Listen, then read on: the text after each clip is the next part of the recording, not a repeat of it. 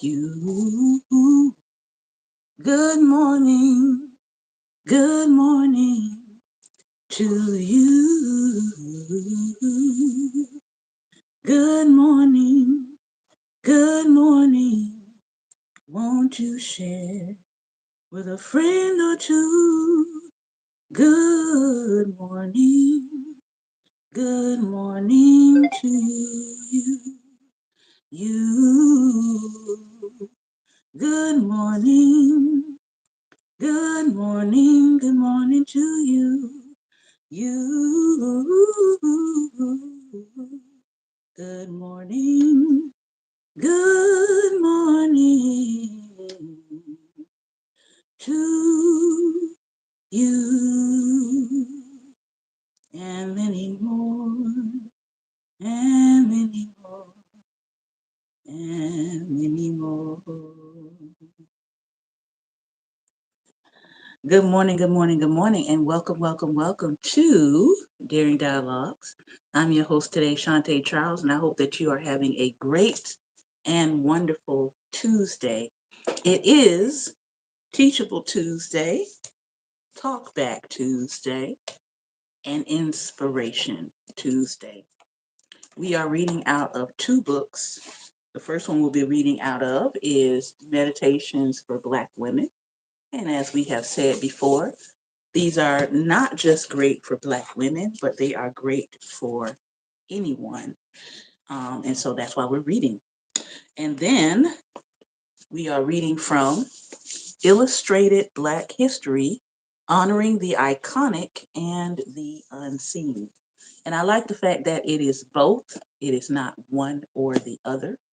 I like the fact that there are lots of people in here whose names I am not familiar with, which means I get to learn some more right along with you. So we're going to start with our meditations book, 75 Mindful Reflections to help you stay grounded and find your inner peace. And we know that this is the season for finding inner peace. Most of us try to find it every single day. We try to do what is necessary to be in a positive frame of mind. But I think today's are, as we come to the close of the year, I think these two devotions out of here are perfect for this season. The first one is Ask for Help. Ava DuVernay, filmmaker, screenwriter, producer, had this to say: if you're doing something outside of dominant culture, there's not an easy place for you. You will have to do it yourself. But doing it yourself does not equal doing it alone. So ask for help. Reflection. I'll do it myself. The infamous words of a hyper independent baddie who feels like she can't rely on anyone else but herself. But the truth is, sometimes you just got to do it yourself.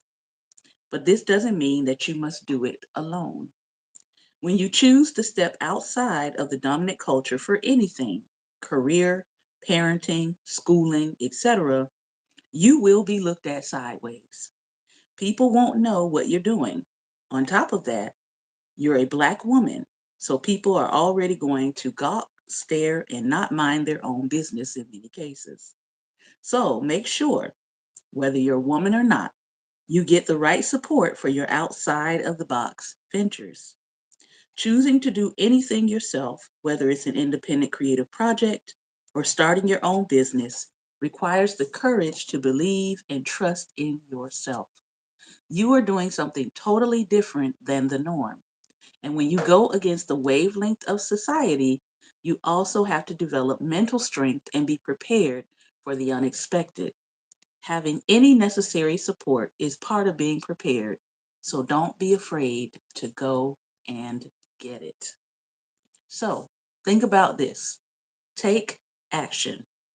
Spend some time thinking about what kind of support you may need with the current or future work or personal projects that you have going on. Reflect on how you can obtain that support. Now we are down to the halfway mark in the month of December, And I want you to start thinking about the coming year, especially at least your first quarter. What do you want to accomplish? Who can help you to accomplish those goals?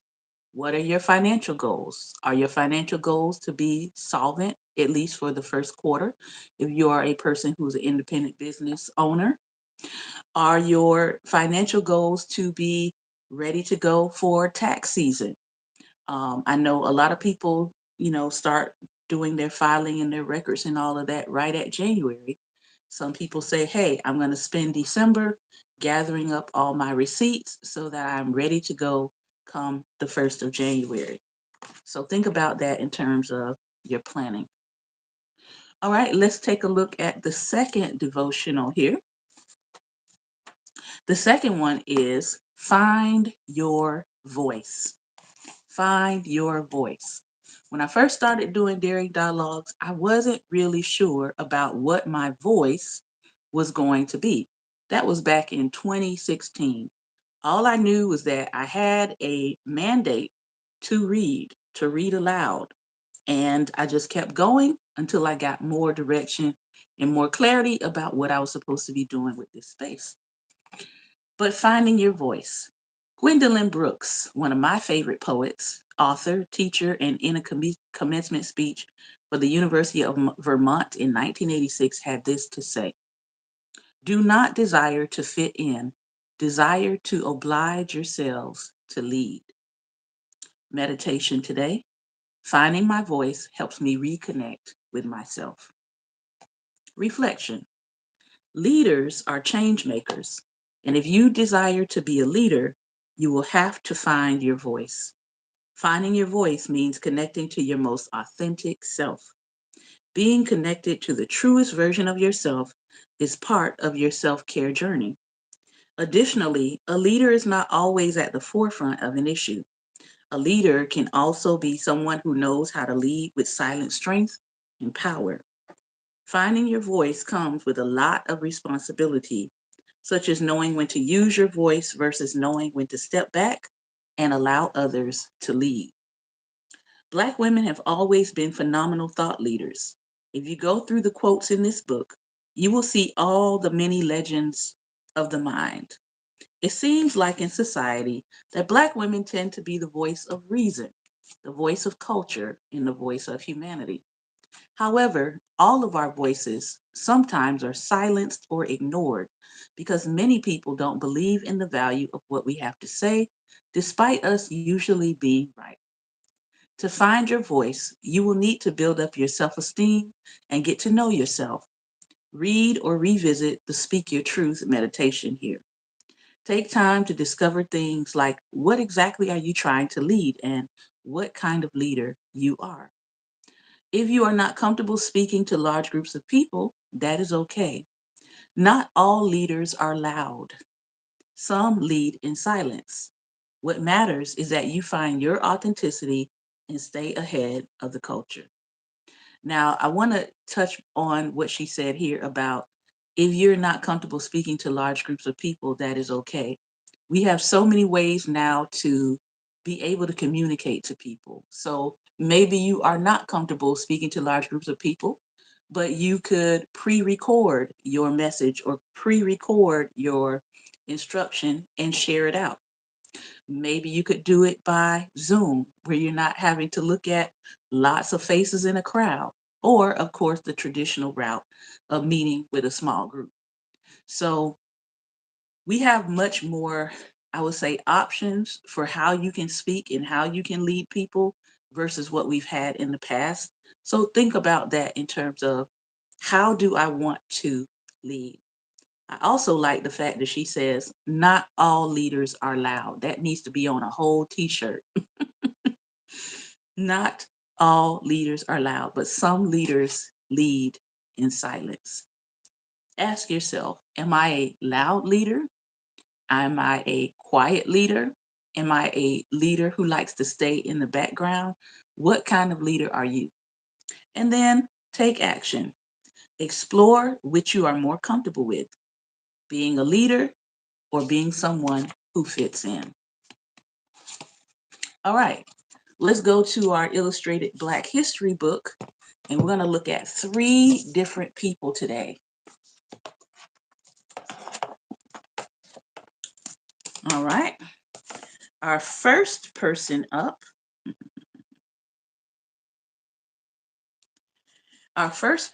today is, let's move that up here. There we go. Our first person up today is Augusta Braxton Baker. Augusta Braxton Baker. I'm going to show you the lovely illustration of her. All right. Let's learn a little bit about Augusta Braxton Baker. She lived from 1911 to 1998. Folklore makes one aware of the brotherhood of man. Augusta Braxton Baker understood the power of children's books, which stoked the imagination and helped shape the emotional intelligence and critical thinking of young readers. When Baker began her role as a New York Public Library children's librarian in 1937 and observed the absence of books on the shelves that accurately reflected the lives of Black children, she made it her mission to correct the insufficient narrative. Not only did Baker source books that conveyed positive role models for Black children, she also removed books that depicted harmful images and storylines, stories that spoke of Black people as uneducated and lazy, and images that portrayed offensive physical distortions, playing off centuries-old stereotypes rooted in the dehumanizing of Africans in order to justify slavery. She was based at the New York Public Library's 135th Street Harlem branch, today named County Cullen Branch. A Baltimore native, Baker earned her bachelor's degree in education from New York College for Teachers, now SUNY Albany, in 1933. She remained there and received her bachelor's in library science in 1934, the first Black person to earn that degree. As she continued her career with the New York Public Library, she worked as an assistant coordinator and storytelling specialist.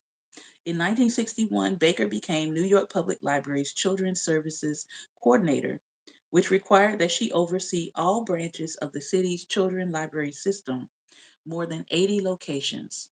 But she never lost her love of connecting the children's stories and the children themselves. The 1946 book, My Dog Renty, is a sweet story of a Harlem boy and his dog. In the book, the boy hears a story by the storyteller librarian in his neighborhood. That woman is actually Baker. She retired from New York Public Library in 1974 after 37 years. Baker went on to consult for Sesame Street, the inclusive public access children's TV show. She later became the University of South Carolina storyteller in residence at the College of Library and Information Science in Columbia. In 1986, the college helped to form an annual storytelling celebration in her honor. Baker gifted the university her 1,500 volume collection of children's books, one of the most diverse groupings of children's books of the mid 20th century. Though she died in 1998, her work inspired a young girl decades later. In 2015, at the age of 10, Marley Diaz noticed that the books in her fifth grade class were mostly about white boys and their pets. She began an initiative to collect 1,000 books in which Black girls were the main characters. She soon got up to 12,000 and inspired thousands of children and their families to pursue the reading, buying, and sharing of diverse children's literature. In an interview with CBS, a young Diaz cited Baker as an unsung hero of the literary world. I wasn't alive when she was alive, but I know I follow in her footsteps. Isn't that powerful? I know I was not alive when she was alive, but I know I follow in her footsteps. All right. Our next person we're going to read about today is one of my favorite artists, and I did not learn about him until I was in college. And so hopefully if you are younger than that and you're watching today, you'll get a chance to learn about him firsthand. right. And this artist is Romare Bearden. Romare Bearden. And let me let you see the artist rendering. All right. This is more of a Picasso-ish style of painting for Romare Bearden. Romare Bearden lived from 1911 to 1988. The artist has to be something like a whale swimming with his mouth wide open, absorbing everything until he has what he really needs. Using the medium of collage, Romare Bearden was known for blending recycled fabrics, bits of paintings, and magazine clippings to render scenes of Black American life in Harlem, influenced by the Southern origins of much of his community. His work suggests nothing so much as jazz on paper, with the swirling of texture, mood, and intensity. Bearden grew up in New York City, where his family had moved from North Carolina. For some, he had a studio above, for some time, excuse me, he had a studio above the Apollo Theater in Harlem. The jazz and blues that wafted up from below provided more than just atmosphere for Romare. They were transformed into his art. In pieces like Empress of the Blues, which depicts the blues icon Bessie Smith in front of an orchestra, and Showtime, the energy of the bandstand is alive with the rocking and swaying of the musicians. Rich, bold tones convey the urgent mood of a nightclub. Though through Bearden's eye, movement is captured by angle and pattern, the repetition of shapes to convey a kind of backbeat, and the guttural feeling that pushes blues singing into its own realm of beautiful agony. Bearden was educated at the historically Black Lincoln University, Boston University, and New York University. He later attended the Sorbonne in Paris, and he worked as a cartoonist for the Baltimore Afro-American. The influence of artists such as Picasso, Cezanne, and Matisse is apparent in his work, as are the African mask and textile inspirations that shaped the work of those creatives. Like many Black artists of the era, Bearden supported his work by making a living doing something else. He was a social worker in New York City. I am an artist too, and as such, I approach this pioneer with a unique set of questions. Why collage? Why the bits of this and the scraps of that? Bearden was a student of canonical literature and traditional artistry, but he was also a Black man. I think he fundamentally understood that our way has always been to comprehend traditions and imagine them anew. We can see ourselves in places that make no space for us. This ability is a gift. In America, Black people serve and circle prosperity. This outsiderness both allows Black people to riff on the conventional and also provides inspirations that are culturally brand new. It is important to remember that Bearden was building collages out of magazine clippings when the medium of collage was still new to the scene. His first solo shows were in New York and Washington, D.C., and he counted the master composer Duke Ellington as an early patron. His collages are featured in the collections at the Whitney Museum, the Metropolitan Museum of Art, and the Studio Museum of Harlem, among many others. He received the National Medal of Arts in 1987, only a year before he would pass away. Now, I have my tablet here, which is a bit larger of a screen, and I'm going to see if I can bring up, let's see. Do, do, do, do.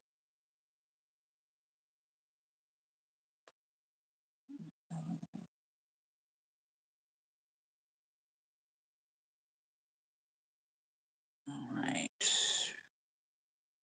Let's see. I'm going to bring up his artwork, Romare Bearden. Let's see. Let's bring up the one she talked about here, Empress of the Blues. Empress of the Blues.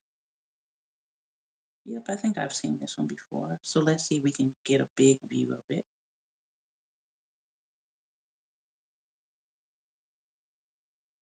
Let's see if we can get it too.